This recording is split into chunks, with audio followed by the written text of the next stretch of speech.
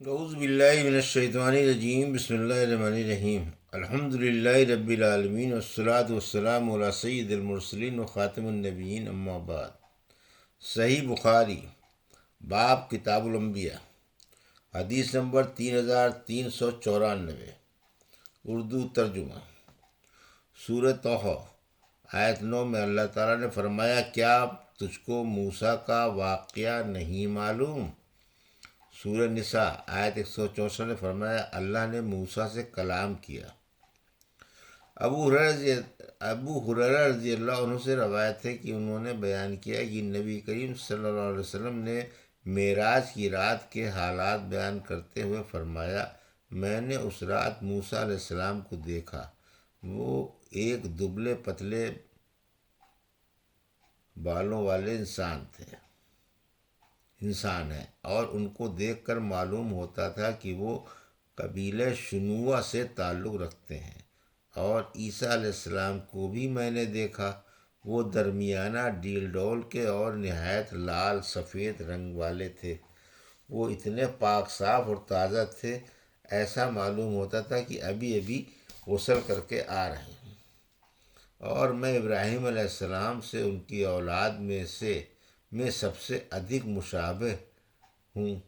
پھر دو برتن میرے سامنے لائے گئے، ایک میں دودھ تھا اور دوسرے میں شراب تھی۔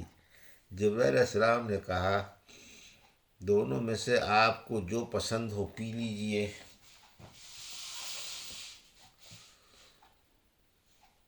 میں نے دودھ کا پیالہ لے کر پی لیا تو مجھ سے کہا کہ آپ نے فطرت کو اختیار فرمایا، اگر آپ نے شراب کو پسند کیا ہوتا تو آپ کی امت گمراہ ہو جاتی۔ حدیث نمبر 3395، اردو ترجمہ۔ ابن عباس کی طرف سے روایت ہے کہ انہوں نے بیان کیا کہ نبی کریم صلی اللہ علیہ وسلم نے فرمایا، کسی کو یوں نہ کہنا چاہیے کہ میں یونس بن متی سے بہتر ہوں۔ نبی کریم صلی اللہ علیہ وسلم نے ان کا نام ان کے پتا کی طرف منسوب کر کے لیا۔ حدیث نمبر 3396، اردو ترجمہ۔ اور آپ صلی اللہ علیہ وسلم نے معراج کی رات کا ذکر کرتے ہوئے فرمایا، موسیٰ علیہ السلام گندمی رنگ کے اور لمبے قد کے تھے، ایسا معلوم ہوتا تھا کہ وہ جیسے وہ قبیلہ شنوہ کے شخص ہوں۔ اور آپ صلی اللہ علیہ وسلم نے یہ بھی فرمایا کہ عیسیٰ علیہ السلام گھنگرالے بال والے درمیانی قد کے تھے۔ آپ صلی اللہ علیہ وسلم نے اس موقع پر جہنم کے داروغہ مالک کا بھی ذکر فرمایا اور دجال کا بھی۔ حدیث نمبر 3397، اردو ترجمہ۔ ابن عباس رضی اللہ عنہ سے روایت ہے کہ نبی کریم صلی اللہ علیہ وسلم جب مدینہ تشریف لائے تو وہاں کے لوگ ایک دن یعنی عاشوراء کا روزہ رکھتے تھے۔ ان لوگوں نے یعنی یہودیوں نے بتایا کہ یہ بڑے برکت والا دن ہے۔ اسی دن اللہ پاک نے موسیٰ علیہ السلام کو فرعون سے نجات دی تھی اور فرعونیوں کو ڈبو دیا تھا۔ اسی شکرانے میں موسیٰ علیہ السلام نے اس دن کا روزہ رکھا تھا۔ یہ سن کر نبی کریم صلی اللہ علیہ وسلم نے فرمایا، میں موسیٰ کے مقابلے میں اس شکر کے ادا کرنے کا ادھک حقدار ہوں۔ چنانچہ آپ نے بھی اس دن کا روزہ رکھنا شروع کر دیا اور صحابہ کو بھی رکھنے کا حکم دیا۔ اوپر کی دونوں حدیثوں میں موسیٰ علیہ السلام کا ذکر ہے، اس لیے اس باب میں شامل ہے۔ اس حدیث میں روزہ وغیرہ جیسے مسائل کا ذکر بھی آ گیا ہے، اس کے بارے میں تفصیل اپنے اپنے جگہ پر آ چکی ہے۔ حدیث نمبر 3398، اللہ تعالیٰ نے سورہ اعراف آیت 142-43 میں فرمایا، ہم نے موسیٰ سے 30 رات کا وعدہ کیا، پھر اس میں 10 اور راتوں کا اضافہ کر دیا۔ اس طرح ان کے رب کی میعاد 40 راتیں مکمل ہو گئیں۔ اور موسیٰ علیہ السلام نے اپنے بھائی ہارون سے کہا کہ میری غیر حاضری میں میرے پیچھے میری قوم کے تم خلیفہ ہو، اور ان کے ساتھ نرم رویہ اپنانا اور فسادیوں کی راہ پر مت چلنا۔ پھر جب موسیٰ علیہ السلام ہمارے ٹھہرائے ہوئے وقت یعنی 40 دن کے لیے آئے اور ان کے رب نے ان سے کلام کیا تو انہوں نے کہا اے میرے مولا میں تجھے دیکھنا چاہتا ہوں۔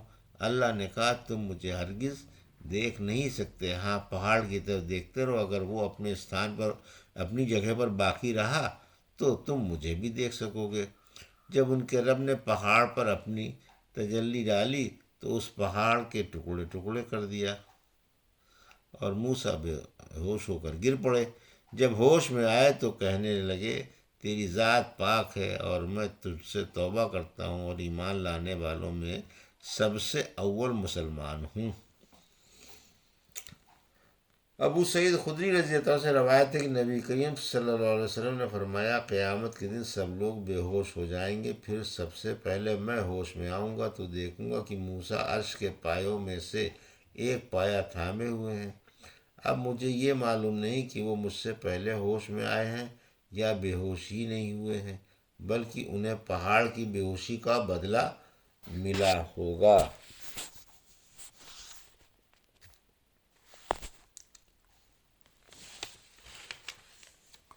حدیث نمبر 3399، اردو ترجمہ۔ ابو ہریرہ سے روایت ہے کہ نبی کریم صلی اللہ علیہ وسلم نے فرمایا اگر بنی اسرائیل کے لوگ جمع نہ کرتے، یعنی سروا کا گوشت جمع کر کے نہ رکھتے تو گوشت کبھی نہ سڑتا، اور اگر حوا نہ ہوتی تو آدم سے دغا نہ کرتی تو کوئی عورت اپنے شوہر کے ساتھ کبھی خیانت نہ کرتی۔ اس حدیث سے یہ ظاہر ہے کہ گوشت کو جمع کرنے کی عادت بنی اسرائیل میں پیدا ہوئی، اس لیے گوشت سڑنا شروع ہو گیا۔ اگر یہ عادت اختیار نہ کی جاتی اور گوشت کو وقت پر کھا پی لیا جاتا تو اس کے سڑنے کا سوال ہی پیدا نہ ہوتا۔ اسی طرح حوا علیہ السلام اگر آدم سے دغا نہ کرتی تو ان کی بیٹیوں میں بھی یہ عادت پیدا نہ ہوتی۔ حدیث نمبر 3400، اردو ترجمہ۔ سورہ اعراف میں طوفان سے مراد سیلاب کا طوفان ہے۔ بہت ادھک موتوں کو بھی طوفان کہتے ہیں۔ کمل اس چیچڑی کو کہتے ہیں جو چھوٹی جوں کے سامان ہوتی ہے۔ پوری آیت کا ترجمہ اس طرح ہم نے فرعون کی قوم پر طوفان، ٹڈی دل، جوں، مینڈک اور خون کا عذاب نازل کیا جو ہماری کاریگری کے کھلی نشانیاں تھیں۔ ان سب کو دیکھتے ہوئے بھی وہ لوگ ویسے ہی بنے رہے۔ ان نشانیوں کا ذکر تورات میں بھی آیا ہے، اس میں لکھا ہے کہ نیل دریا کا پانی خون کی طرح لال ہو گیا تھا اور تمام مچھلیاں مر گئی تھیں۔ خضر کا موسیٰ علیہ السلام کے ساتھ واقعہ۔ ابن عباس سے روایت ہے کہ انہوں نے بیان کیا کہ ایک مرتبہ میرا حر بن قیس فجاری کے ساتھ موسیٰ علیہ السلام کے ساتھی کے بارے میں اختلاف ہو گیا کہ وہ کون تھے۔ پھر تھوڑی ہی دیر کے بعد ابی بن کعب وہاں سے گزرے تو ابن عباس نے انہیں بلایا اور کہا کہ میرا اپنے اس ساتھی سے موسیٰ علیہ السلام کے بارے میں اختلاف ہو گیا ہے جن سے ملاقات کے لیے موسیٰ علیہ السلام نے راستہ پوچھا تھا۔ کیا نبی کریم صلی اللہ علیہ وسلم سے آپ نے ان کے بارے میں کچھ سنا ہے؟ انہوں نے کہا جی ہاں، میں نے نبی کریم صلی اللہ علیہ وسلم کو یہ فرماتے سنا تھا کہ موسیٰ علیہ السلام بنی اسرائیل کی ایک جماعت میں تشریف رکھتے تھے کہ کسی نے ان سے پوچھا کیا آپ کسی ایسے شخص کو جانتے ہیں جو تمام زمین پر آپ سے زیادہ علم رکھنے والا ہو؟ انہوں نے کہا کہ کوئی نہیں ہے۔ اس پر اللہ تعالیٰ نے موسیٰ علیہ السلام پر وحی نازل فرمائی کہ کیوں نہیں ہے، ہمارا بندہ خضر ہے۔ موسیٰ علیہ السلام نے ان تک پہنچنے کا راستہ پوچھا تو انہیں مچھلی کو اس کی نشانی کے طور پر بتایا گیا اور کہا گیا کہ جب مچھلی گم ہو جائے تو جہاں گم ہوئی ہو وہیں واپس آ جانا، وہیں ان سے ملاقات ہوگی۔ چنانچہ موسیٰ علیہ السلام دریا میں سفر کے دوران مچھلی کی برابر نگرانی کرتے رہے۔ پھر ان کے سفر کے ساتھی نے کہا کہ آپ نے خیال نہیں کیا کہ جب ہم چٹان کے پاس ٹھہرے تھے تو میں مچھلی کے بارے میں آپ کو بتانا بھول گیا تھا اور مجھے شیطان نے اسے یاد رکھنے سے غافل رکھا۔ موسیٰ علیہ السلام نے فرمایا کہ اسی کی تو ہمیں تلاش ہے۔ چنانچہ یہ بزرگ اسی راہ سے پیچھے کی طرف لوٹے اور حضرت خضر سے ملاقات ہوئی۔ ان دونوں کے ہی وہ حالات ہیں جنہیں اللہ تعالیٰ نے اپنی کتاب میں بیان فرمایا ہے۔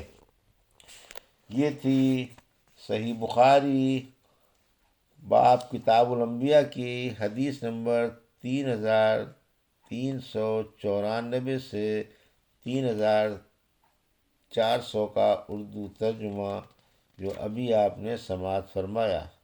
اللہ سے دعا ہے کہ اللہ میں ان حدیثوں کی صحیح سمجھ عطا فرما اور ان پر عمل کرنے کی توفیق عطا فرما۔ آمین یا رب العالمین۔